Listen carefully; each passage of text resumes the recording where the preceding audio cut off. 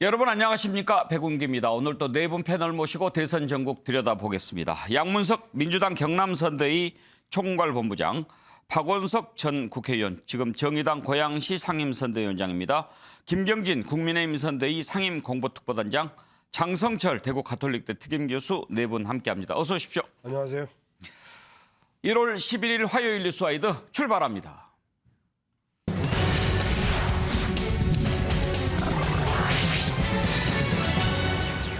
대선 전국에 때 아닌 멸공 논쟁이 등장했습니다. 이제는 낯선 단어이기도 한 멸공, 그 후폭풍이 이어지고 있는데요.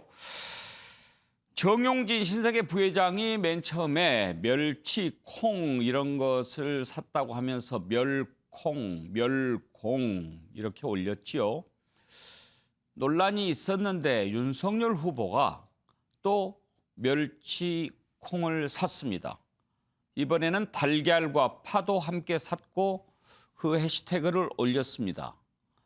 왜 그렇게 샀느냐라고 물어봤더니 멸치 육수를 자주 우려내고 있다. 그리고 콩국도 자주 해먹는다. 이렇게 얘기를 했습니다.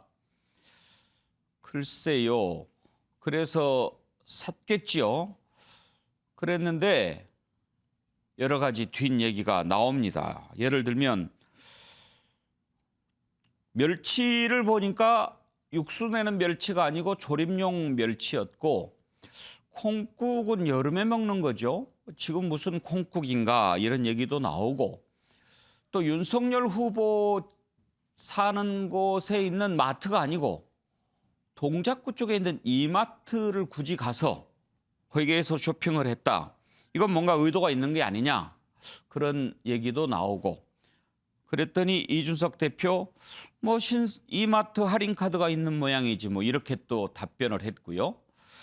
글쎄요. 그런데 이제 해시태그를 붙이고 그 이후로 국민의힘에서 나경원, 최재형, 김진태 이런 분들이 또 릴레이까지 하고 이른바 챌린지를 하는 거죠. 당 내에서 이거 계속 가면 좋지 않다라고 해서 자제하는 분위기 이어지고 있는데 윤석열 후보가 오늘 또 그 부분 해명하면서 또 다른 논란이 이어졌습니다. 윤석열 후보 얘기를 들어보시죠. 후보님께서는 어제 그냥 국물 내려고 구입을 했다 이렇게 말씀을 하셨는데 그 사진이라던가 해시태그 이런 게 정치적인 의도가 전혀 없었는지. 저는 무슨 해시태그라든가 이런 거 달아본 적이 없습니다. 네, 해시태그를 멸공. 직접 달아본 적이 없다고 답변을 하셔서 네. 그러면은 혹시 누가 기획을 했는지 설명 부탁드리고요. 이준석 대표의 세대포 이론에 동의를 하시는지.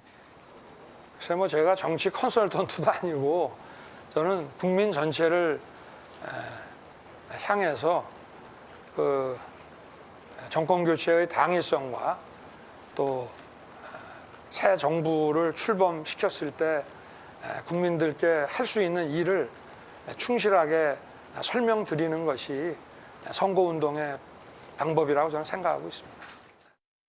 자, 장성철 교수한테 먼저 물어볼까요? 지금 윤석열 후보 SNS에 해시태그가 달아져 있었죠. 네. 그런데 윤석열 후보가 단호하게 네. 나는 해시태그 달아본 적이 없다. 네. 그러면 누가 단 걸까요? 그 페이스북을 관리하는 관계자가 달지 않았을까라는 생각이 듭니다. 그러니까 저것도 참 무책임한 발언 같아요. 본인 계정에 해시태그가 달려 있는데 달아본 적이 없다라고 하면 내 페이스북은 다른 사람이 관리해 주는 거야. 내가 지금까지 했던 것들은 다른 사람들의 의견을 게재한 거야. 이런 식의 또 인상을 줄 수가 있거든요. 저런 말을 좀 왜 하셨을까? 좀 실수가 아닌가라는 생각이 듭니다. 김경진 단장. 네. 혹시 윤석열 후보가 해시태그를 이해는 하고 당연히 이해하시겠죠. 그런데 왜 저렇게 얘기를 그러니까 저건 아마 인스타그램인 것 같고요. 예. 인스타그램. 그다음에 해시태그 단 거는 실제로 이제 그 단 작성자는 그러니까 실무적인 역할을 아마 후보 인스타그램 관리하시는 실무 담당자가 달았다 그런 뜻인 것 같아요. 본인이 단 게 아니다. 예, 예. 본인이 단 게 아니라도 본인 계정이잖아요. 그렇죠. 자기가 지시해서 했으면 실무자한테 위임을 해서 했으면 결국은 포괄적으로 이제 본인이 단 범위 내에 들어가는 거죠. 예. 예. 하여튼 이제 해시태그가 달려있는 SNS 본인 계정이 올라와서 그걸 또 따라하는 게 계속 이어졌는데 나는 단 적이 없다라고 하니까 조금 헷갈리긴 해요. 그러니까 이제 그거 그냥 잘 이해하시면 어떻게 이해를 하면 좋겠습니까? 아니 그러니까 내가 구체적으로 단 적은 없다. 예. 이제 그 정도 차원에서 이해하시면 될 것 같아요. 이해가 잘 안 돼서 그러는 거예요. 이해하시면 쉬워요. 굳이 이해를 안 하시려고 하니까 그렇지. 그러면 한 가지 네. 더 이해를 좀 시켜주세요. 예. 윤석열 후보가 달걀파, 멸치콩 샀을 거 아닙니까? 예. 정말로 그 아무 생각 없이 그냥 먹을거리를 산 거라고 이해를 하면 될까요? 아니 그 저기 라면하고 저 통조림 캔도 샀대요. 예. 아니 그리고 무슨 중국 관련해 가지고는 그 전에 공식적으로 발언하신 것도 있어요. 요새 우리나라 젊은이들 중국 별로 안 좋아하는 것 같다 이렇게 얘기하신 적도 있어요. 그러니까 윤석열 후보가 무슨 저런 뭐 달걀 파가 무슨 문재인 대통령을 깨뜨리는 거라면서요. 하여간 김우겸 의원 정말 참 창작력 좋아해 보면. 아 그거를 김우겸 의원이 해명한. 네, 김우겸 의원이 그렇게 추정을 해서 조국 전 장관이 아니고. 김우겸 의원이라는 것 같아요. 아. 저 처음에 조국으로 알았는데 김우겸 의원이라는 것 같아요. 하여튼 참 상상력 좋아요 보면. 그다음에 멸콩이 그 무슨 멸공이라고. 아니 근데 윤석열 후보 그 전에 발언을 보면 그냥 그렇게 직설적으로 얘기하시잖아요 보면. 그리고 대한민국 외교가 지금 중국하고 너무 약간 경도된 측면이 있어서 미국과 정상적인 외교관계 복원해야 된다고 그 전에 얘기하신 적도 있잖아요. 그러니까 윤석열 후보 입장에서는 그런 의미의 함의를 담고 싶으면 그냥 얘기하시는 분이지 무슨 저런 사진을 가지고 심오하게 뭘 표시하시고 이러려는 분 아니에요. 그래요. 네. 김경진 단장 말씀을 저는 이해하려고 노력하겠습니다. 아니 그냥 이해해 주세요. 아니 글쎄 노력하겠다고요. 이제 노력 안 하셔도 돼요. 그냥 이해하시면 돼요. 이해를 못해서 양문석 본부장 이해하는지 한번 물어봅시다. 제가 이해를 못해서 지금 이 아니 문제가 그럼 될거 민주당이니까 이해를 못하지. 아니 아니 그 마하신 미사일을 쏴도 공산당이 좋아요 하는 게 지금 민주당 아닌가요? 좀 제가 이해를 못하는 건데 해시태그와 관련해서 해시태그가 무슨 뜻인지 모르는 것 같아요. 첫 번째 그렇기 때문에 번듯이 그리고 수많은 언론이 수많은 방송이 해시태그에 이렇게 달려 있다고 이야기를 했음에도 불구하고 나는 해시태그 단 적 없다.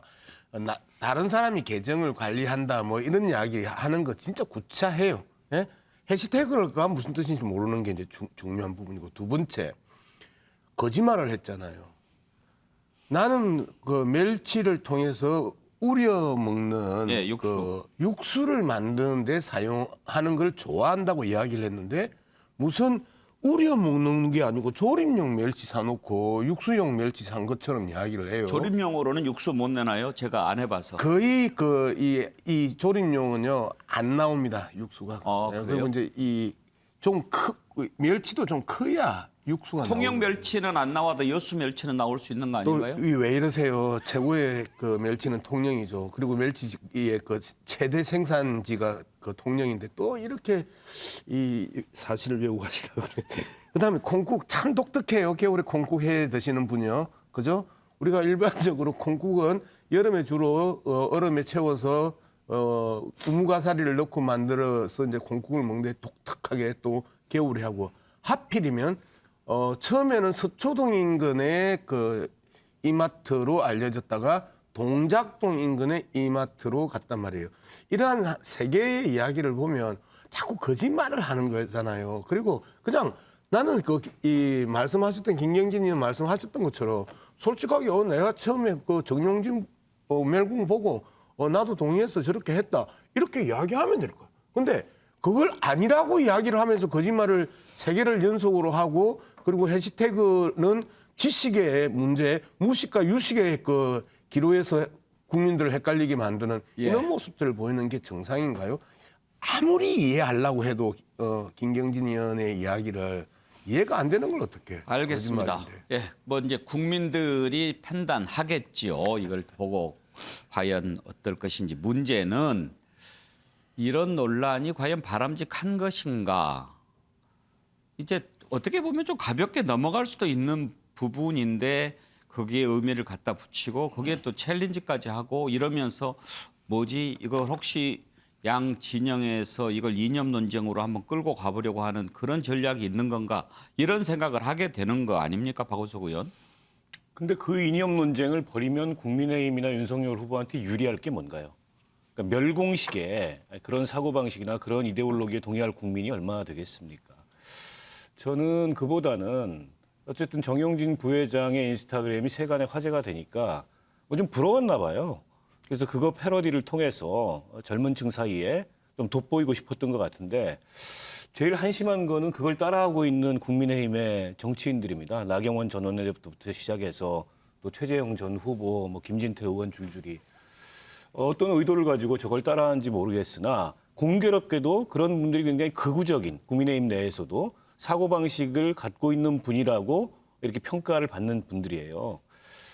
근데 이제 저런 식의 어떤 극우적인 본인의 성향을 저 뭐 챌린지를 통해서 드러내면 과연 이게 이제 중도 확장이라는 지금 선거 상황에서의 국민의힘의 목표가 차질 없이 달성되겠냐. 그러니까 이준석 대표가 제동을 걸었잖아요. 웃자고 한 일이지만 이 웃자고 한 일이 너무 과해지고 있다라는 건데 예. 웃자고 캠페인을 하면 안 될 것 같아요. 이게 나라의 운명을 놓고 지금 서로 간의 자웅을 겨루는 이 진지한 대선 상황에서 자꾸 저렇게 무슨 가벼운 캠페인 이런 걸로 예. 가는 게 한두 번은 어쩔지 모르겠으나 거기다가 저런 어떤 이념적 이 어떤 오해까지 불러일으킬 수 있는 이제 그런 식의 캠페인을 섞는 거는 아무리 윤석열 후보 참모진이 젊은 층 위주로 개편됐다고 하더라도 좀 지양해야 될 것 같습니다. 후보는 육수를 내고 콩국을 만들기 위해서 멸치콩을 샀을지 모르겠지만 이어서 쇼핑을 했던 국민의힘 관계자들은 분명히 멸공을 생각하면서 쇼핑을 했던 것 같습니다. 그 글을 올린 것들을 한번 다시 보면 한번 보지요. 예. 최재형 원장부터 한번 볼까요? 예. 준비되는 대로 한번 좀 띄워봐 주세요. 예. 나경원 전 의원부터 보죠. 지금 멸치콩을 사서 그 밑에 글을 올립니다. 마트에서 멸치 약콩 그리고 여기는 또 자유시간을 샀어요. 초코바지요. 자유시간도 이제 뭐 멸공 자유 이런 쪽에 공산당이 싫어요가 논란이 되는 나라는 공산주의 국가밖에 없을 텐데 멸공 자유 그러니까 의미를 부여를 하는 거죠. 나경원 전 의원은요. 그러니까 나경원 의원도 뭐 콩국을 내기 위해서 샀다는 얘기가 아니고 최재형 전 감사원장도 오랜만에 소식을 전합니다. 아침 식사 맛있게 하셨나요? 그러면서 멸치 콩조림이네요. 저건. 그걸 올렸습니다. 그리고 김현주 부대변인도 주말엔 달파 멸콩 이렇게 올렸는데 아무튼 김경진 단장 네. 윤석열 후보 뜻을 따른다고 한 것 같은데 윤석열 후보 뜻은 아니다 이거죠. 그렇죠. 예. 그러니까 저게 윤석열 후보가 원래 서민들 물가 체험하고 보통의 가정주부들이 어떤 느낌을 가지고 있는지 사실은 그래서 현장 마트 체험하러 간 게 지금 희한하게 김우겸 의원이 무슨 달파 뭐 멸콩을 해석을 하면서 지금 저기까지 간 거 아니에요 보면. 그러니까 이 당 저당의 사람들이 의외의 해석을 하면서 예. 조금 많이 건너간 것 같아요. 보면. 전혀 의도한 게 아니다. 네. 자, 일단 김경진 국민의힘 선대위 상임공보특보단장은 윤석열 후보가 달걀, 파, 멸치, 콩을 산 것은 멸공과는 전혀 상관이 없는 장복이었다라고 확인을 한 걸로 정리를 합시다. 네. 그런데 지금 이렇게 멸공 이어지면서 혹시라도 이런 이념 대결로 또 대선의 한 이슈를 만들어가는 것 아닌가 하는 생각이 당연히 나올 법하죠. 최근에 윤석열 후보의 발언들이 약간 우클릭이라고 할까요? 그런 쪽에 치우치는 발언들이 많았습니다. 인천에 가서 인천 상륙작전 얘기할 만한데 오늘 또 기자회견에서 북한에 대해서 선제 타격을 할 수도 있다 이런 발언까지 나왔습니다. 한번 들어보시죠. 이상의 미사일은 발사가 되면은 거기에 만약에 핵을 탑재했다 그러면은 우리 수도권에 도달해서 대량 살상을 하는데 걸리는 시간이 1분 이내입니다. 요격이 사실상 불가능합니다. 그러면은 그 조짐이 보일 때 소위 우리 삼축 체제의 가장 제일 앞에 있는 킬체인이라고 하는 이 선제 타격 밖에는 막을 수 있는 방법이 지금 없고요. 김경진 단장, 선제 타격을 검토해야 된다 이런 발언인가요? 글쎄요. 어쨌든 북한이 지금 마하 10에 해당하는 미사일을 발사 시험을 했지 않습니까? 그렇다면 거기에 대한 우리가 대비책은 분명히 가지고 있어야 된다라는 취지고 아마 그 대비책과 관련해서 지금 저 얘기를 하신 것이 아닌가 싶고요. 중요한 건 우리가 사실 몇 년 전에 지금 연평도에 그냥 갑자기 포탄들이 그냥 수백 발 쏟아졌던 적이 있지 않습니까? 북한이 그렇게 예상대로 가는 집단이 아니지 않습니까? 그리고 핵 개발과 관련해서도 이미 문재인 정부 입장에서는 대북 평화 협정, 평화 체제를 추구했고 평화 관계가 이루어졌다고 생각을 하고 있지만 북한 기준이나 또 제3자 입장에서 보면 북한 핵이 고도화돼 있고 소형화가 돼 있고 드디어 마하 10의 미사일까지 지금 개발돼서 이 캐리어까지 완벽하게 지금 달성이 된 이 상태들이거든요, 보면. 예. 그럼 다음번 대통령 입장에서는 그 점에 대해서 항상 이게 군 최고 통수권자로서 염두에 두고 있어야 될 거 아니겠습니까? 그 설명을 하신 걸로 보여지는데. 선제 타격 이거는 좀 파장이 클 것 같은데 박원석 의원 어떻게 보십니까? 적절한 얘기는 아니죠. 어쨌든 북한이 연이은 지금 뭐 미사일 도발을 한 거는 안보 측면에서 우려할 만하죠. 그러나 그렇다 그래서 군사적으로 굉장히 예민한 그런 어떤 대응 방법을 저렇게 마치 당위적으로 해야 한다는 듯이 얘기하는 거는 저건 오히려 북을 더 자극할 수 있고요. 그런 측면에서 오히려 지금 이 안보 상황을 더 경색시킬 수 있는 다소는 좀 무책임한 발언이라고 보고요. 물론 이제 윤석열 후보가 얘기한 대로 결과적 대응이 그럴 수밖에 없을 수도 있습니다. 그러나 지금 국군 통수권자가 아니잖아요. 후보일 뿐인데 마치 이 방법이 유일한 대응 방법인 것처럼 이렇게 얘기하는 거는 기정사실화해서 얘기하는 건 전혀 적절치 않죠.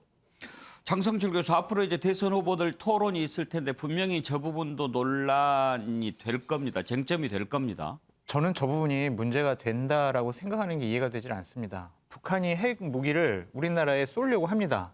그러면 당연히 우리나라의 전략 탐지 자산을 다 동원해서 쏘려고 하는 움직임이 있을 때 거기를 먼저 선제 타격을 해서 핵무기를 못 쏘도록 해야 되는 것이 맞지. 그러면은 핵무기 쏘니까 우리 가만히 있다가 우리나라에 떨어지면은 그때 대응하겠다? 그럼 이렇게 해석을 해야 됩니까? 저게 어떻게 전쟁을 하겠다라는 그러한 망발이다. 이런 식으로 민주당이 공격하는지 이해가 되질 않습니다. 대한민국 대통령은요, 국민의 생명과 안전, 국토를 보호해야 될 막중한 책임이 있습니다. 저러한 정치적인 군사적인 판단은 당연한 것이다.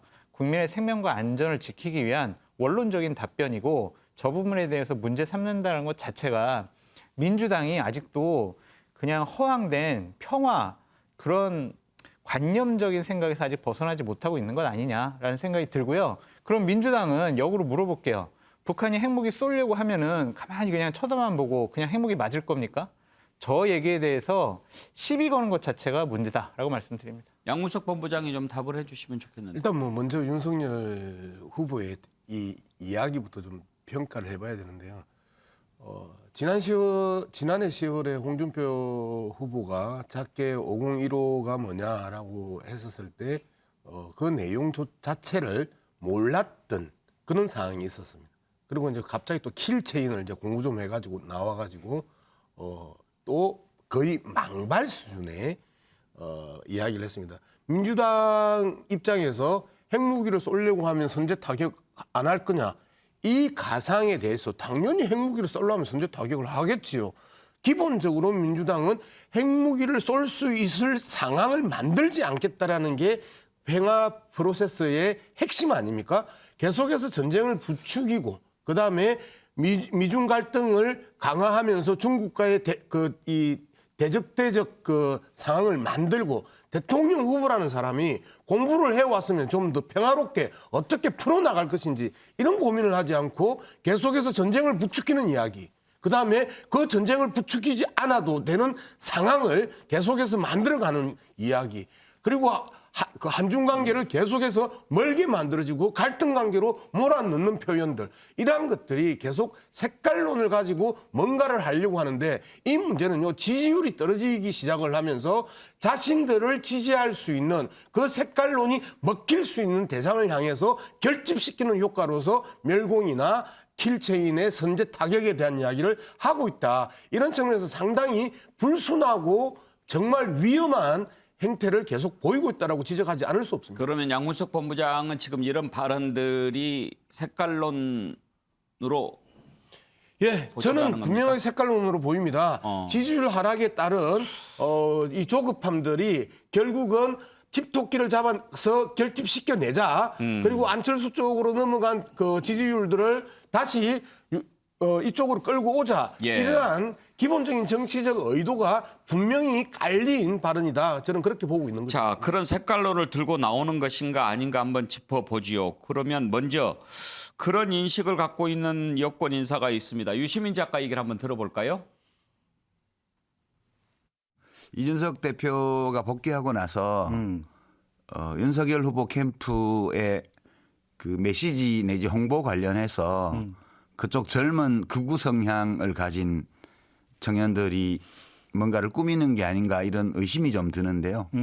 이제 여성가족부 폐지라는 7자짜리 SNS 공약도 그렇고 무슨 장보는 이상한 사진 메시지 이런 것도 그렇고 그게 일종의 일배놀이 비슷해요. 김경진 단장. 네. 자꾸 이제 지난번에 조국 전 장관도 그렇고 유시민 전 이사장도 그렇고 계속 일배놀이 비슷하다 이런 인식을 갖고 있는 것 같습니다. 그건 유시민 작가 개인적인 관점이고요. 유시민 작가는 지금 이재명 후보 열성적으로 지지하고 있는 거 아니겠습니까? 저건 민주당의 시각이고 이재명 후보의 시각이고 이렇게 봐야 될 것 같고요. 아니 여성가족부 폐지와 관련해서 그냥 간단하게 얘기 드리면 한 달 전쯤에 이재명 후보도 비슷한 얘기 했었던 것 같은데요. 양성평등 가족부로 이렇게 바꾸겠다. 그런 비슷한 얘기 하셨던 것 같아요, 보면. 그다음에 병사들, 젊은 병사들 뭐 급여 200만 원 주겠다. 그 이재명 후보도 얘기했던 부분들 아니겠어요, 보면. 그게 구체적으로 들어가면 무슨 차이가 있는지 모르겠어요. 아까 장보는 사진 같은 경우는 사실은 그 뒤에 이제 나경원 의원이라든지 대변인이라든지 이런 분들이 장을 본 것은 조금 저도 의아하긴 해요. 근데 그 의아에 앞서서 그 의아의 의미를 부여해준 김우겸 의원의 해석이 저는 참 기이했던 것 같고요. 예. 윤석열 후보는 그때 이게 장보기 체험 행사를 하면서 그때 현장에 갔었고 그거를 사진에 찍어 올렸던 그 이상도 아니고 이하도 아니거든요, 보면. 근데 그걸 가지고 다양한 의미와 무슨 다양한 방향성이 있는 것처럼 얘기하시는 게 저는 유시민 작가님 말씀이 참 특이해요. 예. 자, 박원석 의원 이제 자꾸 색깔론이냐 아니냐 보수층 결집을 위한 의도적인 것이냐 아니냐 이렇게 지금 가는데 이런 논점이 생길 수 있다는 것을 모르지는 않겠죠, 캠프들에서? 저는 뭐 어느 정도 의도가 있다고 봐야 되겠죠. 근데 이제 과연 의도대로 저게 이제 집토끼라고 하는 이른바 보수층 결집의 효과만 나을 거냐, 아니면 대단히 시대착오적인 이제 그런 캠페인을 한다라는 비판과 이제 반론에 부딪히게 되거든요. 그러니까 결국 이번 선거에서 국민의힘 입장에서는 기존의 국민의힘이 갖고 있던 그런 수구적인 이미지를 좀 불식시키면서 중도 의원 확장을 해야 되는데 정작 저런 캠페인들이 돌출되면서 거기에 오히려 이렇게 발이 탁탁 걸리는 상황이에요. 그러니까 전략적으로 오히려 실수죠. 그리고 여성가족부 폐지 같은 경우에도 그거를 진지하게 어떤 이유에서 폐지를 해야 되고 그러면 어떻게 대안을 제출하겠다 이렇게 나가야 되는데 예. 그런 얘기 없이 그냥 SNS에 아까 뭐 일배놀이라는 표현을 하셨지만은 툭 한마디 던지고 그에 대해서는 더 생각해 보겠다라고 얘기를 한다면 어떤 한 부처의 존폐를 결정하는 굉장히 큰 문제를 너무 가볍게 예. 일부의 여론을 의식해서 다루고 있는 거 아닌가 그런 비판을 하지 않을 수 없습니다. 예, 대선 전국에 갑자기 등장한 멸공 논쟁 그 후유증 파장 짚어봤습니다. 다음으로 넘어가죠.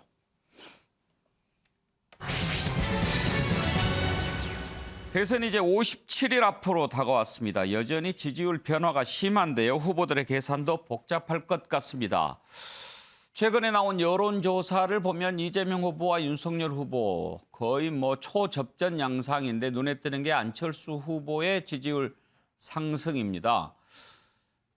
윤석열 후보 지지율이 빠지면서 그 지지율이 안철수 후보에게 간 것 아닐까 그런 분석이 대체적이었는데 윤석열 후보 지지율이 다시 반등했는데도 안철수 후보 지지율이 여전히 10% 이상 나오는 것. 이것은 또 어떻게 봐야 할까요? 이 내용도 잠시 후에 한번 살펴보지요. 윤석열 후보 지지율 당 내홍을 겪으면서 상당히 빠졌는데 다시 좀 반등했습니다. 이준석 대표 반등세 있다, 이틀 걸렸다 그렇게 얘기하는데 들어보시죠.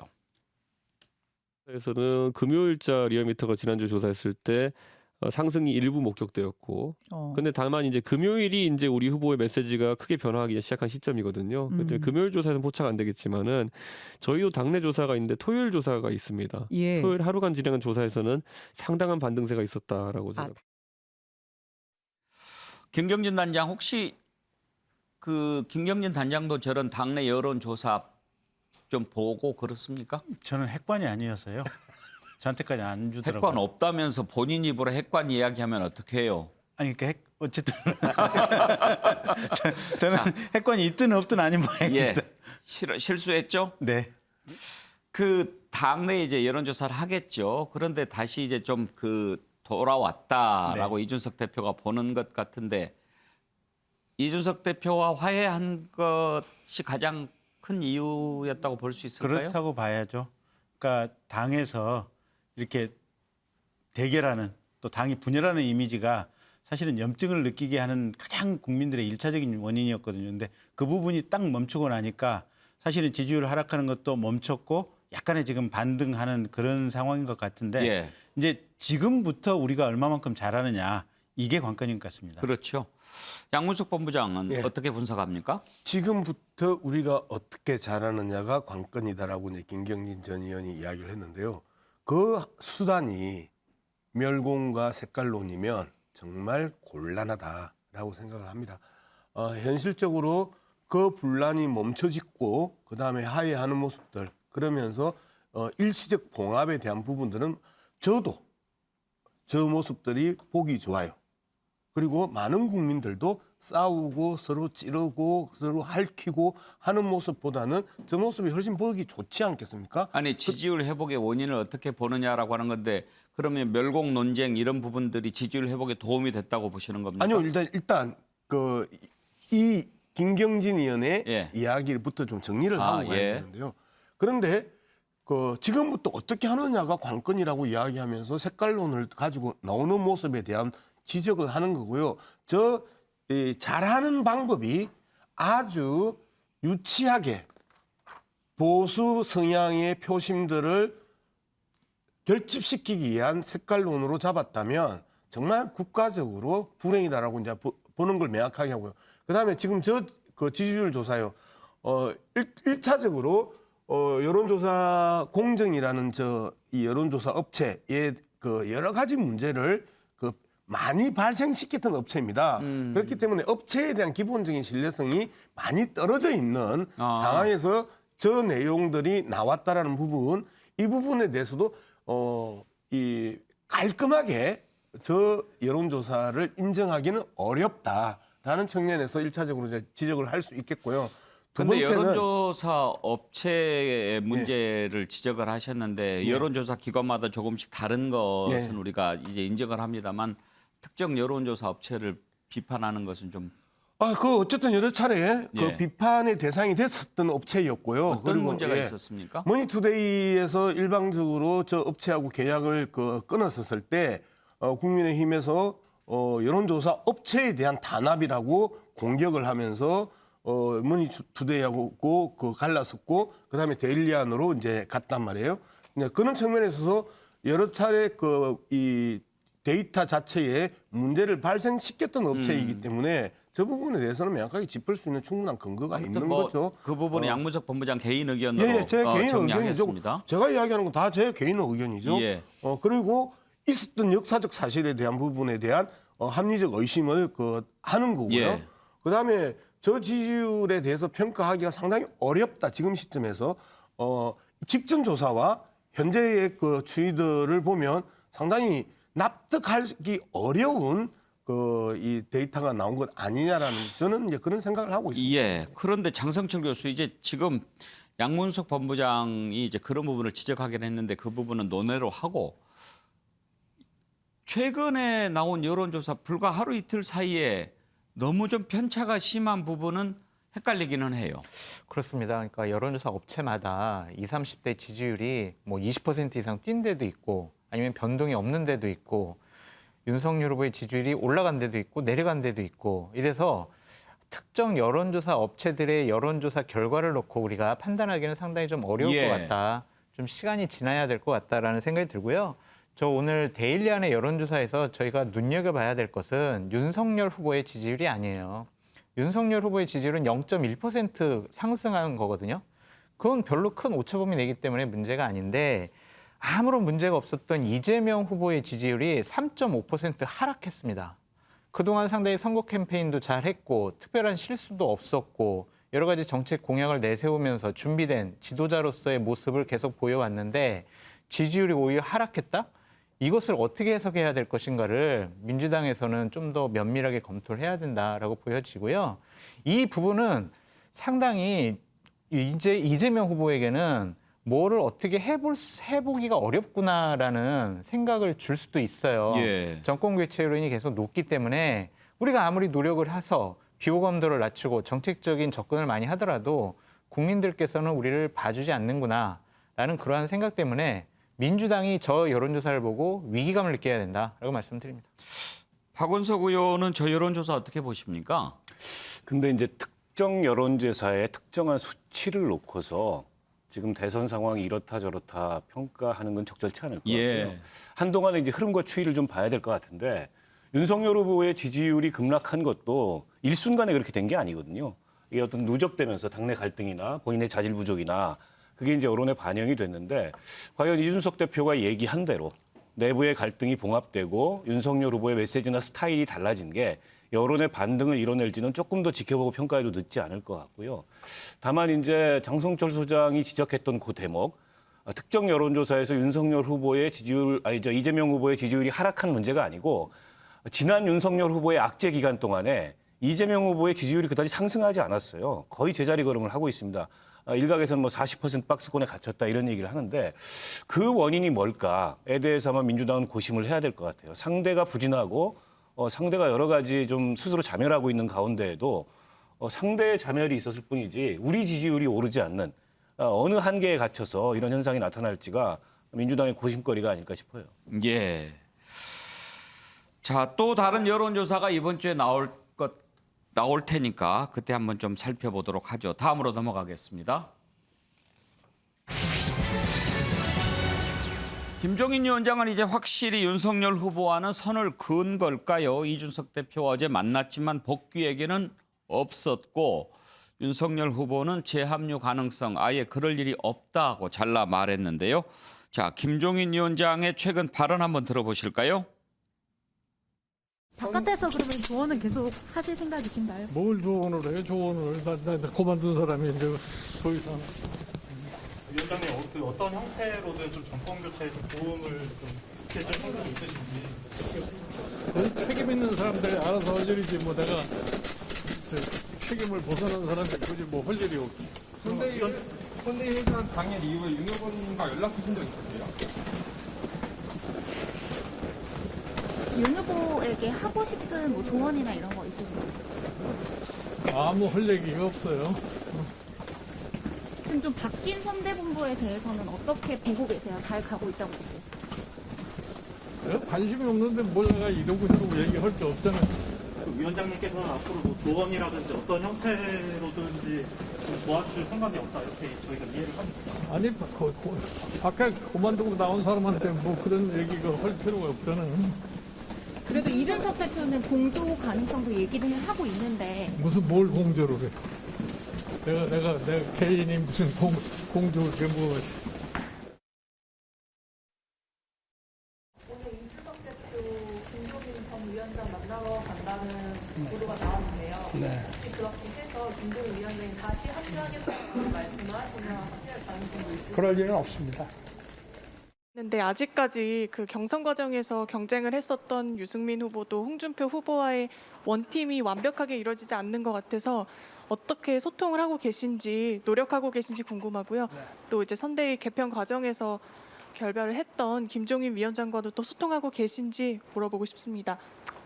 하여튼 뭐 함께 그 경선을 했던 그 분들하고 그 소통을 위해서 노력을 하고 있습니다. 네.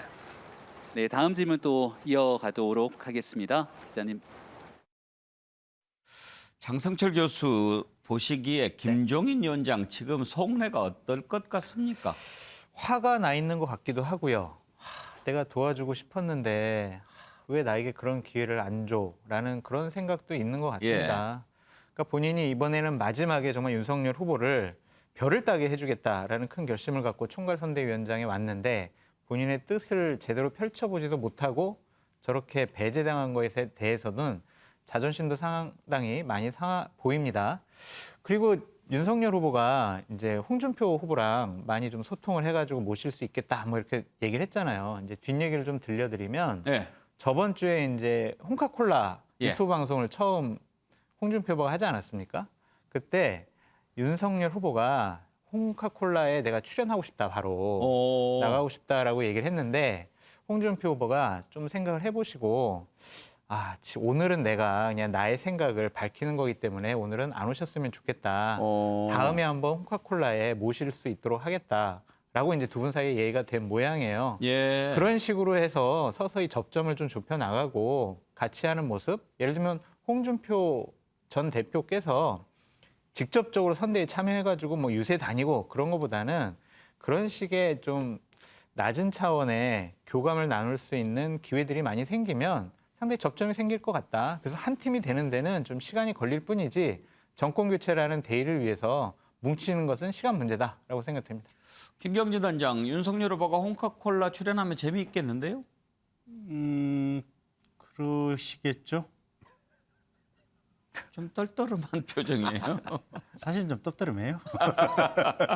왜 그렇습니까? 일단 이제 홍준표 대표님 같은 경우는 재기가 넘치시잖아요. 우리 윤석열 후보님은 재기가 넘치는 스타일은 아니잖아요. 그럼 사실 이게 출연을 하시면 우리 후보님이 빛나야 되는데 그 현장에서 이 애드립이라든지 재기 발랄함으로 치면 사실은 홍준표 후보님하고 조금 이게 비교가 될 소지가 있어서. 홍카콜라 진행을 홍준표 후보가 합니까? 다른 저번에 진행자가 이제 있지 않나요? 여명 대변인이 했었고요. 그래서 홍준표 후보가 이렇게 그거 답하는 걸로. 그러니까 홍준표 후보 홍카콜라지만 윤석열 후보랑 그 진행자랑 하는 거 아닌가요? 뭐 그렇게만 하면 좋은 거고요. 근데 뭐 홍 대표님하고 1대1로 한다 이러면 그건 아닐 것 같고. 글쎄. 그리고 김종인 위원장 그 다시 이렇게 복귀할까 하는 질문에 대해서 윤석열 후보가 그럴 일은 없다 이렇게 잘랐잖아요. 지금 그러니까 연속적으로 그게 선대위원장급들 있지 않습니까? 김민정 교수, 이수정 교수, 그다음에 김병준 위원장님, 그다음에 김한길 대표님 이런 분들이 그러면 이게 김종인 위원장님 모시면 다시 모셔야 되잖아요. 복잡하잖아요. 그래서 저 개인적으로는 김종인 위원장님 대단히 존경하고 있고 후보께서도 존경의 마음을 가지고 계시니 중간중간 필요할 때마다 지혜를 구하는 방식으로 사실상 이렇게 역할을 구하면 어떨까 싶어요. 선대위 시스템을 바꿀 생각은 없다 뭐 이런 얘기 정도로 알겠습니다. 자, 이런 가운데 이제 바로 야권 후보 윤석열, 안철수 후보 간의 단일화가 지금 정치권의 최대 관심사로 부상하고 있는데 이 내용 한번 짚어보겠습니다. 먼저 말 꺼내는 사람이 손해라고 생각하는 듯 아직은 모두 손사래를 칩니다만 생각이 왜 없겠습니까? 안철수 후보 단일화 관심 없고 조건도 생각해 본 적이 없다. 끝까지 완주한다. 이렇게 연일 얘기합니다. 국민의힘도 마찬가지고요. 그런데 단일화 얘기는 계속 나옵니다. 단일화 관련해서 윤석열 후보, 이준석 대표, 안철수 후보 얘기를 한번 모아서 들어보지요. 단일화 여부보다도 이 상황에서 꼭 정권 교체가 후보님으로 돼야 한다고 생각하시는 건지, 그리고 그렇게 생각하신다면 또 그 이유가 무엇인지 좀 여쭙고 싶습니다. 유권자인 국민들께서 판단하실 문제고 제가 언급할 문제는 아닌 것 같습니다. 단일화 없이 사자구도 가게 된다면 혹시 정권 교체 가능하다고 보시는지. 야권 이런 단일화 통합 문제는 지금 한참 이 선거운동을 하고 있는 와중에 제가 드릴 말씀은 아닌 것 같고요. 근데 우리 후보가 다시 스타일 변화나 이런 걸 통해 가지고 2030에 강한 반등을 이뤄내고 있기 때문에 단일화의 효과가 큰 의미가 없습니다. 단일화를 했을 때 본인의 어쨌든 과거 같은 경우는 중도라는 지형에서 어느 정도 영향이 있었잖아요. 네. 그런데 본인이 보수화를 진행하면서 이제는 중도 지형의 의미는 별로 없어요. 이번 대선에서의 단일화 원칙 그리고 조건은 무엇입니까? 저는 단일화에 관심이 없습니다. 그러니까 당연히 뭐 조건이라든지 이런 것에 대해서 생각해 본 적이 없습니다. 저는 대통령 선거에 출마한 이유가 제가 대통령이 되고 정권 교체를 하겠다. 그렇게 나온 겁니다. 대선에서 단일화 없이 끝까지 완주하겠다는 의사로 받아들여도 되겠습니까? 네, 그렇습니다. 지지율이 낮은 상태에서도 끝까지 완주하겠다라고 국민들이 이해해도 되겠습니까? 저는 누가 더 정권 교체의 적임자인지 누가 더 정권 교체를 위한 확장성이 있는 후보인지를 국민들께서 판단하고 선택해 주실 거라고 믿습니다.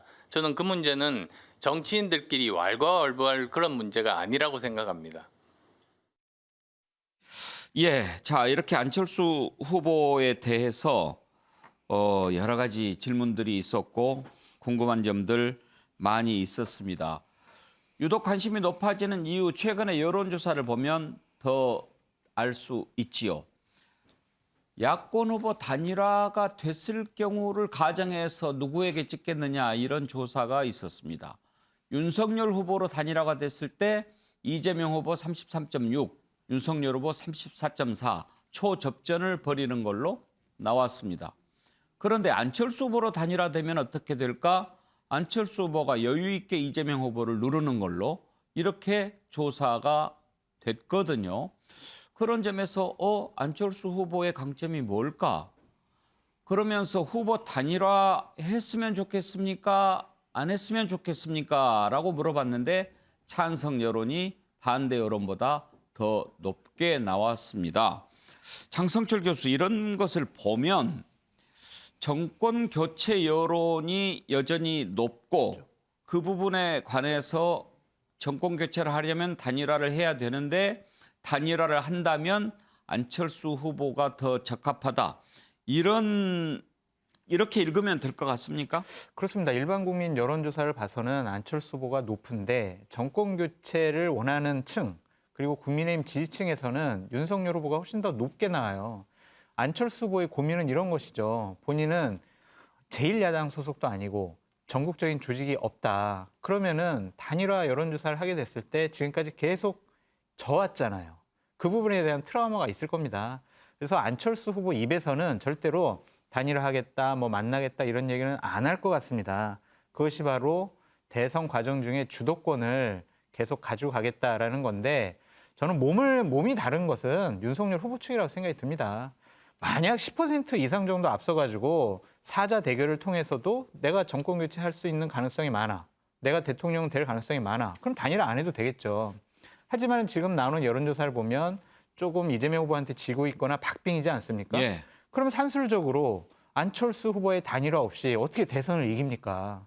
그렇다면 이 주도권은 안철수 후보가 갖고 간다. 윤석열 후보는 나중에 시간이 지날수록 안철수 후보에게 더 많은 조건을 제시하면서 단일화를 하거나 아니면 예전 97년도 김대중, 김종필 이 두 분이 했던 DJP 연합, 공동 권력 운영, 공동 정부 이런 식의 협상이 진행돼야 되지 않을까라고 전망해 봅니다. 그런데 박원석 의원, 단일화를 누구로 했을 때 더 경쟁력이 있을까 이런 조사에서 왜 안철수 후보가 윤석열 후보보다 더 높게 나오는 걸까요? 뭐 최근에 윤석열 후보 지지율이 많이 빠지고 상대적으로 그 지지율이 안철수 후보 쪽으로 이동하고 또 일부 안철수 후보에 대한 재평가 여론도 좀 반영이 돼 있는 것 같습니다. 역대급 이제 비호감 대선이라고 이번 대선을 얘기하잖아요. 양당 후보가 그렇다 보니까는 안철수 후보가 상대적으로 굉장히 정상으로 보여요. 그리고 이제 40, 50대 장년층의 이 정치 고관여층들에게는 안철수 후보가 정치적으로 미숙한 면이 있지만 2030은 그런 시선으로 보지 않습니다. 경제를 잘하는 후보, 기업을 해본 후보, 양심적이고 깨끗한 후보, 그리고 과학기술에 대해서 굉장히 밝은 후보 이런 이미지가 있단 말이에요. 예. 그렇다 보니까 단지 윤석열 후보에서 빠진 지지율이 올라간 것뿐만 아니고 안철수 후보에 대해서 다른 시각의 평가, 그리고 안철수 후보가 역대 어느 대선보다 준비가 잘 돼 있어요. 예. 최근에 메시지나 답변하는 거 보면 그런 것들이 종합적으로 반영이 돼서 이제 상대 경쟁력에서 좀 우위를 보이고 있는 게 아닌가 싶습니다. 잘 아시다시피 안철수 후보 그동안 여러 차례 단일화 경험이 있지요. 계속 단일화하면서 양보하고 물려주고 뭐 넘겨주고 이랬는데 그 단일화의 추억, 단일화의 기억, 경험이 이번에는 본인에게 긍정적이고 좋은 방향으로 작용할 수 있을지 아니면 역시 단일화해서 넘겨주는 것으로 끝나는 사람 이렇게 될지 이번이 어떻게든 뭐 단일화 마지막이 아닐까 싶은데요. 안철수 후보의 그동안 단일화 역사를 한번 영상으로 보시죠. 그 기준은 정권 교체를 바라는 그 국민들로부터 누가 더 많이 지지받느냐 그것이 저는 단일화의 기준이 될 것이라고 생각을 합니다. 마지막 투표 순간에 만약에 박근혜 후보와 그리고 이제 단일 후보가 있을 때 누구에게 지지를 보낼 것인가 그게 현장 상황을 제일 잘 반영할 수 있는 방법이라는 그런 생각을 하고 있습니다. 제가 후보직을 내려놓겠습니다. 후보 단일화 같은 것 하지 않고 국민만 믿고 가겠다고 수없이 이야기했습니다. 어제도 똑같이 이야기했습니다. 그대로 간다고 말입니다. 안철수 후보가 제안한 무선 100%를 받아들이겠습니다. 제가 양보하고 전격 수용하겠다는 것입니다. 참 이해하기 어렵습니다. 그렇지만 그것도 수용하겠습니다. 이제 만족하십니까? 장성철 교수 보시기에 어떠세요? 저렇게 그 단일화하면 안철수 하면 단일화 이런 게 있었잖아요. 저게 이번 단일화 과정에서 플러스가 될까요? 마이너스가 될까요? 글쎄요. 마이너스 요인은 될 것 같아요. 왜냐하면 많은 국민들 마음속에 그래도 결국에는 단일화 하겠지. 왜냐? 지지율이 낮으니까. 본인이 대통령 되겠다고 하지만 본인 지지율 가지고는 대통령 될 수가 없지 않냐.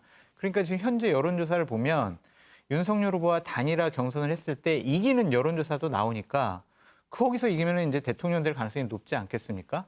그래서 많은 국민들은 아직도 안철수 후보 단일화할 거다라고 생각을 하는데 일단은 오늘 이제 중요한 기사가 하나 나온 것 같은데요.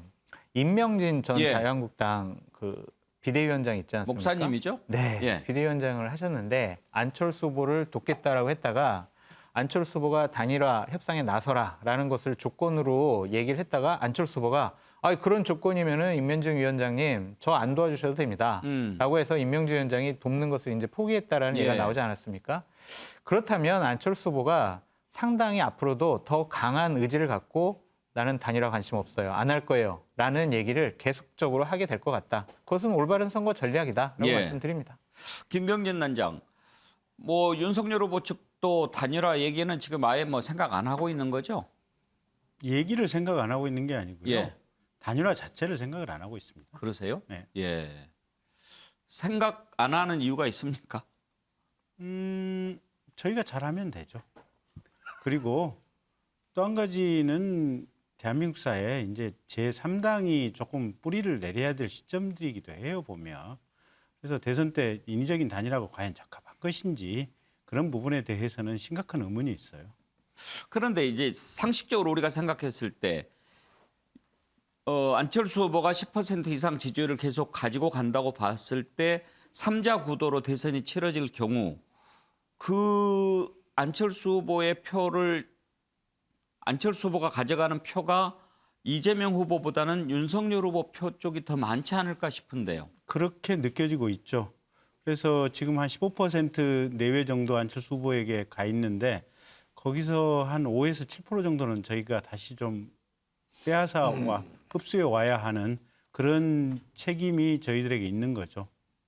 네. 그리고 또 한 가지는 어쨌든 여권 입장에서도 편치는 않은 게 안철수 후보가 저게 지금 두 자리 수치를 잡고 있으니까 이재명 후보의 발을 확실히 잡는 효과가 있어요. 예. 예, 그래서 뭐 굳이 안철수 후보하고 단일화가 100% 이게 선거 전략상으로 필요한 거냐? 그것도 생각이 많이 다를 수 있습니다. 여권이 편치 않을 수밖에 없지요. 만약에 단일화를 한다면 이재명 후보를 흔들 수 있을 거고요. 지금 나오는 여론조사로도 단일화한다면 이재명 후보가 불리한 것으로 나오니까요. 오늘 송영길 민주당 대표가 견제구를 날렸습니다. 안철수 후보 의석 3석 있는데 만약에 안철수 후보가 대통령이 된다면 어떻게 국정 운영이 가능하겠느냐 이런 비판도 했습니다. 양문석 본부장, 민주당도 좀 신경이 쓰이는 부분이죠. 결국 신경이 쓸 수밖에 없는 부분이죠. 그리고 뭐 구체적인 데이터들이 저렇게 나오고 있으니까. 그런데 문제는 안철수 후보가 지금 키를 잡고 있는 뜻이 이야기를 하고 있는데요. 안철수 후보가 단일화의 그 키를 가지고 있는 게 아닙니다. 윤석열 후보가 가지고 있습니다. 윤석열 후보가 가지고 있고 윤석열 후보가 모르는 채하고 나은 관심 없는 채하고 국민의힘 또한 그렇게 이야기할 수밖에 없는 상황이에요. 1대1 가상 대결을 붙이면 안철수 후보하고 윤석열 후보가 누가 이길지 나중에 몰라요. 확고하게 윤석열 후보가 이긴 안철수 후보와 후보 단일화 여론조사를 했었을 때 윤석열 후보가 확고하게 이긴다라는 확신이 서지 않는 이상 저 후보 단일화는 국민의힘 쪽에서 받아들일 수 없는 제1야당이 후보를 내지 못하는 상황이 발생할 수 있기 때문에 받아들일 수 없는 부분입니다. 그렇기 때문에 계속해서 안철수 후보를 압박할 것이 아니고 윤석열 후보를 압박해서 단일화를 가야 되는 상황이 정권 교체를 원하는 분들의 압박의 방향이지 지금 이상하게 안철수 후보 쪽으로 압박을 하고 있는 그 흐름들이 일정하게 나타나는 부분에 대해서는 동의할 수 없다는 부분이죠. 아직은 뭐 두 후보 다 단일화에는 관심이 없다라고 얘기를 하고 있으니까요. 더 지켜봐야 되겠지만 장성철 교수 단일화 얘기가 나온 김에 단일화를 한다고 하더라도 타이밍, 시간표 같은 게 있잖아요. 그렇습니다. 한 몇 단계 정도로 나눌 수 있을까요? 3가지 단계로 좀 보셔야 될 것 같아요. 3단계. 네, 그렇습니다. 기본적으로 2월 15일이 공식적인 선거운동 기간이거든요. 시작 날이거든요. 그 전에 단일화를 해야 효과가 있는 거 아니냐라는 판단을 할 수가 있는 누구로 것이고. 확실히 민다. 그렇습니다. 이게 정해지니까요. 2월 28일부터 투표용지가 인쇄가 됩니다. 그럼 투표용지 인쇄되기 전에 단일화를 해야 효과가 있는 것이 아니냐라는 판단을 할 수가 있고요. 세 번째로는 3월 4일과 3월 5일이 사전 투표일입니다. 사전 투표 전에 단일화를 해야지 사전 투표가 다 이루어지고 난 다음에 단일화를 하면은 효과 없죠. 그 전에 뭐 안철수나 윤석열 후보를 찍은 표는 사표가 되지 않겠습니까?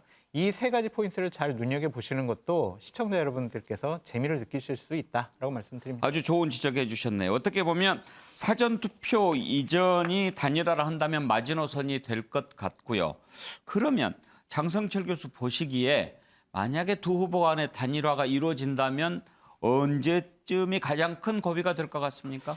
결국에는 설 지나서는 단일화 협상을 하게 될 것 같고요. 투표용지가 인쇄되는 2월 28일 전에는 단일화 협상과 결과가 나와야지 효과가 있다라고 말씀드립니다. 그러면 단일화로 간다 안 간다를 결정하는 것은 결국 지지율일 텐데 그 지지율에 영향을 미치는 변수로는 뭐 후보들의 말실수일까요? 아니면 토론일까요? 아니면 다른 뭐 정책일까요? 어떤 것이 정확히 가장 지적을 잘 하셨습니다. 정책을 발표하고 이제 TV 토론도 2월 21일부터 시작되지 않습니까? 물론 그 전에 다른 언론사에서 주최하는 TV 토론이 열릴 수가 있을 거예요.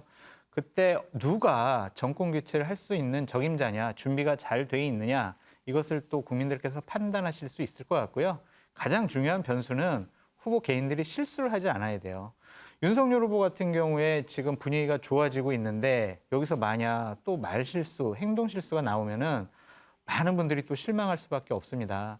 개인적인 실수를 하지 않는 것이 가장 중요하다라고 말씀드립니다. 박원석 의원 전망은 어떻습니까?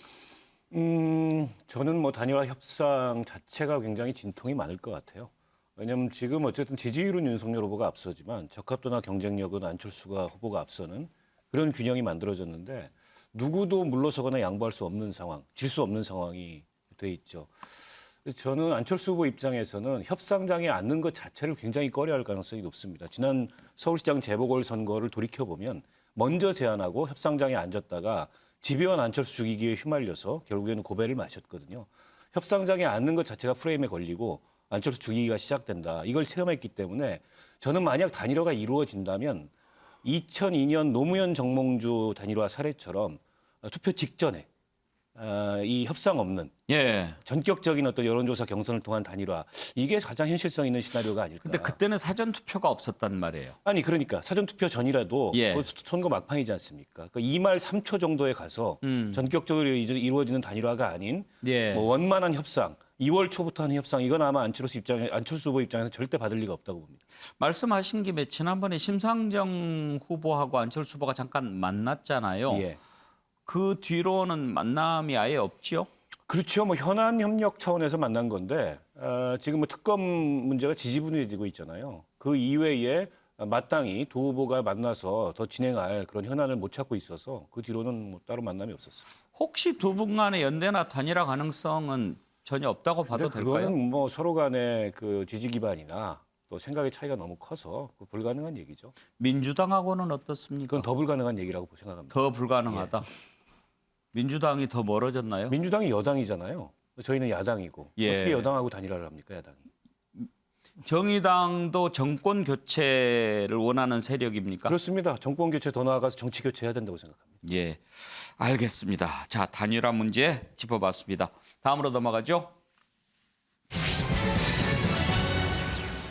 오랜만에 정책 얘기가 좀 나옵니다. 그동안에 너무 허구한 날 집안 싸움에 네거티브에 시달렸던 국민들에게는 좀 반가운 소식이네요. 이재명 후보는 신경제 비전 선포식, 그리고 윤석열 후보는 신년 기자회견을 통해서 경제 분야 정책을 제시했습니다. 자, 두 후보의 공약 발표 들어보시죠.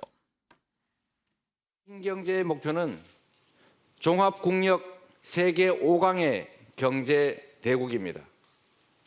세계 5강 국가는 과연 어떤 나라일까요? 저는 5가지로 세계 5강 국가의 기준을 제시해 보겠습니다. 첫째는 세계적 수준의 경제력, 그리고 누구도 넘볼 수 없는 국방력, 소위 하드 파워를 완비한 국가입니다. 두 번째는 높은 문화 수준을 갖춰서 다른 국가들이 선망하는 소프트 파워를 가진 나라입니다. 세 번째는 상시적으로 혁신하고 늘 미래를 지향하는 혁신 국가입니다. 인권과 다양성이 보장되는 개방형 국가, 그리고 마지막으로 기후위기 대응, 신흥국 지원과 같은 인류 사회를 위해서 공헌하는 그런 국가입니다. 임대료를 임대인, 임차인, 국가가 3분의 1씩 나누어 분담하는 임대료 나눔제를 도입하겠습니다. 생계형 임대인을 제외한 임대인도 고통 분담을 위해 임대료의 3분의 1을 삭감하고 그중 20%는 세액 공제로 정부가 돌려드릴 것입니다. 어차피 정부가 이제 재정 부담을 하는 거는 만기 이후에 이제 면제를 해드리는 거기 때문에 한 3년에서 5년 이후에 순차적으로 그 재정 부담이 들어가는데 전체적으로 한 50조 정도를 예상하고 있습니다. 네.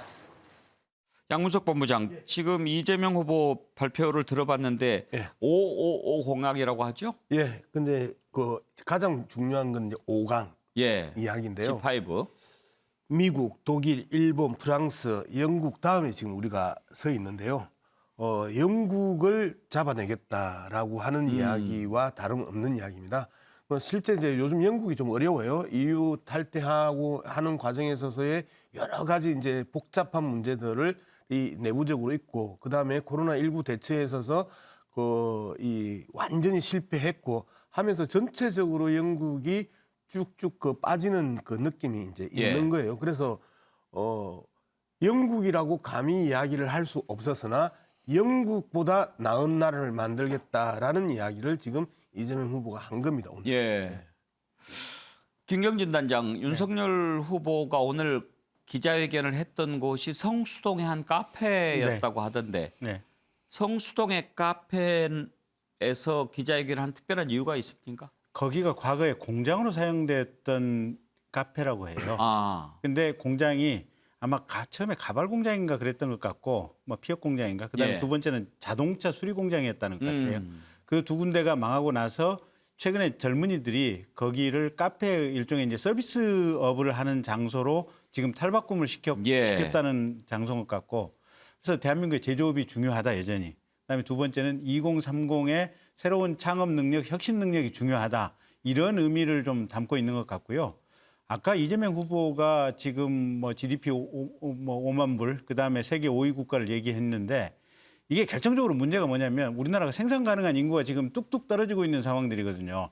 그래서 인구 문제가 경제의 규모를 키우는 데 있어서 가장 핵심인데 우리 후보께서 발표하신 내용 중에 인구를 지지하기 위한 것이 오늘 공약 발표의 핵심입니다. 예. 그래서 가령 신생아가 태어나면 1년 동안 매월 100만 원씩, 그러니까 1년이면 지금 한 1,200만 원 정도 되겠죠.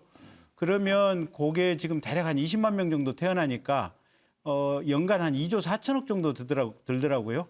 그러니까 지난번에 이재명 후보 기본소득 월 8만 원씩 전 국민한테 나눠주면 한 50조 드는데 그게 아니고 출산 장려 정책을 위해서 필요한 정확한 지점을 잡아가지고 필요한 만큼 이렇게 지급을 하겠다. 예. 그리고 그게 대한민국 경제 활력화의 가장 기본이 되는 인구 문제에 딱 거기에 초점을 맞추겠다. 그게 오늘 공약 발표의 핵심입니다. 예.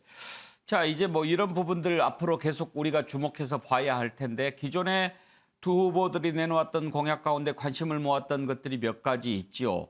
탈모 공약이라든지 또 윤석열 후보가 내놓았던 여가부 폐지 공약이라든지 이런 부분들도 앞으로 좀 계속 쟁점이 될 것 같습니다.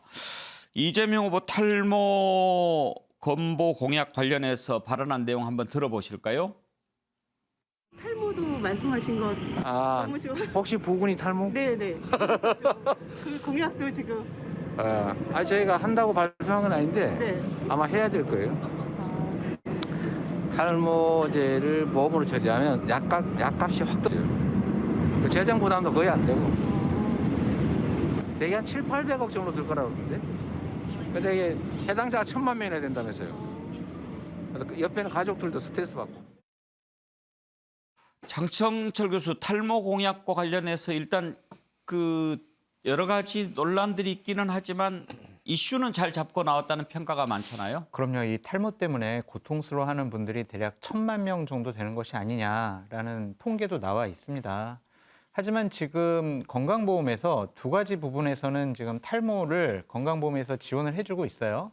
스트레스성 탈모 그리고 지루성 피부염과 관련된 탈모는 대략 작년 안에 보면 23만 명 정도가 치료를 받았고 건강보험 혜택을 받습니다. 그래서 대략 300억 정도의 지원을 받았거든요. 그렇다면 1,000만 명이 이런 부분에 대해서 지원을 받으면 과연 이재명 후보가 말씀하신 7, 800억 정도를 갖고 재정부담, 건강보험 재정부담이 괜찮을까라는 좀 생각이 듭니다. 예. 이 부분과 관련해선 자꾸 저런 식의 공약을 내세우게 되면요. 다른 부분도 계속 해달라고 그럴 거예요. 뭐 노안 문제라든지 뭐 다른 뭐 안경도 해달라고 그럴 수가 있는 부분인데 저걸 좀 세밀하게 잘 가다듬어야 한다라고 좀 생각이 듭니다. 예. 또 하나는 시급한 많은 우리가 아직 건강보험 혜택을 못 드리는 시급한 병들이 있잖아요. 희귀질병이라든지 노인성 간병비라든지 이런 것들에 대한 우선순위 부분도 분명히 우리가 살펴봐야 될 것 같다라는 생각이 들고요. 저는 오늘 이재명 후보랑 윤석열 후보 공약 발표한 걸 보고 이게 진보랑 보수랑 입장이 좀 바뀐 거 아닌가라는 생각이 들어요. 이재명 후보가 이제 공약한 555 공약 같은 경우엔 성장 공약인데 이것은 항상 보수 쪽의 아젠다였는데 진보 쪽에서 얘기를 하고 지금 윤석열 후보가 얘기한 부모 급여 1년간 월 100만 원, 1년간 1,200만 원 정도, 그리고 임대인, 임차인, 국가가 임대료 3분의 1씩 부담한다. 이것은 분배, 복지 부분이거든요. 이런 것들이 긍정적으로 봐야 될 건지 아니면 여야가 서로 외연 확장을 위해서 중도층 확보를 위해서 좀 무리하는 것이 아닌지 이런 것들은 국민들께서 한번 자세히 살펴보시는 게 좋을 것 같다라는 생각이 듭니다. 예, 아무튼 이런 거 자꾸 따지고 들여다보고 그렇게 해야 합니다. 그래야 정말 제대로 선거 치르는 거죠. 정책 대결하지 않고 네거티브로 해서는 절대 안 되죠. 그리고 정책 대결은 후보자들의 선택사항이 아니라 의무입니다. 유권자들이 네거티브하고 이런 후보들은 심판을 해야죠. 그래야 성숙한 유권자가 성숙한 국가를 만들 수 있지 않겠습니까? 예, 양문석 기자님. 오늘 윤석열 후보가 이야기했던 부모급여 100만 원 이런 부분에 대해서는 정말 이재명 후보 쪽이나 그다음에 민주당 입장에서도 상당히 지지할 만한 내용입니다. 실제 이 부분을 가지고 자꾸 이제 이 재정 건전성에 대한 문제를 이야기를 하는데 누누이 말씀드리지만 우리나라는 국가 부채율이 OECD 국가 중 평균보다도 훨씬 떨어진다. 그리고 영국이나 프랑스보다도 거의 2분의 1 정도밖에 안 되는 상황이기 때문에 이미 그들이 지난 3년 동안 코로나 전국에서 수없이 많은 돈을 풀고 그리고 엄청난 혜택들을 국민에게 돌려주는 데 반해서 우리나라는 거의 풀지 않았다고 해도 과언이 아닙니다. 그런 측면에서 보면 이러한 부모급여 100만 원, 그다음에 장병 월급 200만 원 이런 부분들에 대해서는 이재명 후보가 지속적으로 이야기해 왔고 이 부분이 윤석열 후보하고도 호흡을 같이 하고 있는 거다. 예. 이렇게 볼 수 있습니다. 여성가족부 폐지 논쟁도 잠깐 들여다보죠. 여성가족부 폐지 딱 7자로 윤석열 후보가 SNS에 올렸는데 여야 공방 한번 들어보겠습니다.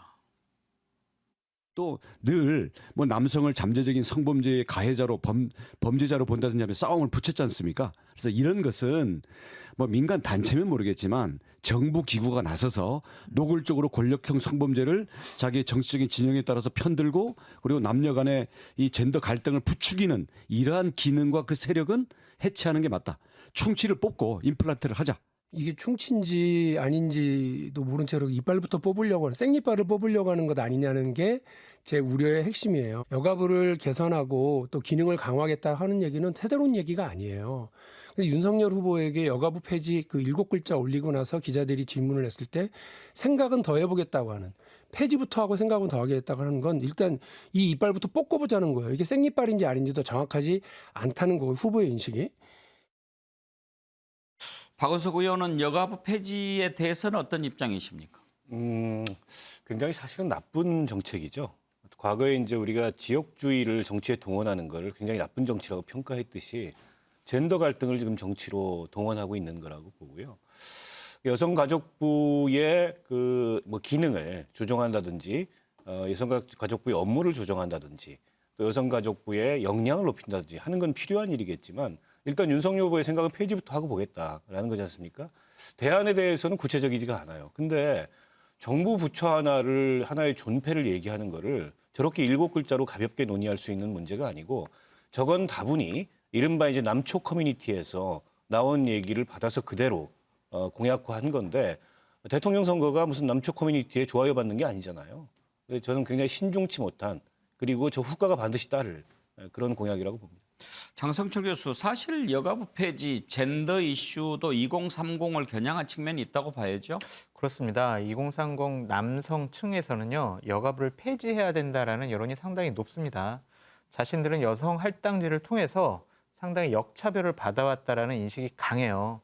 그리고 또 여가부가 일하는 것 중에서 상당히 남성들을 잠재적인 범죄자로 취급해서 모니터링을 강화하는 그러한 자원봉사자를 뽑는데 거기에 자격 조건이 성인 페미니스트 여성이어야 된다. 이런 것이 있습니다. 예, 앞으로도 정책 대결 좀 열심히 하는 모습 보고 싶습니다.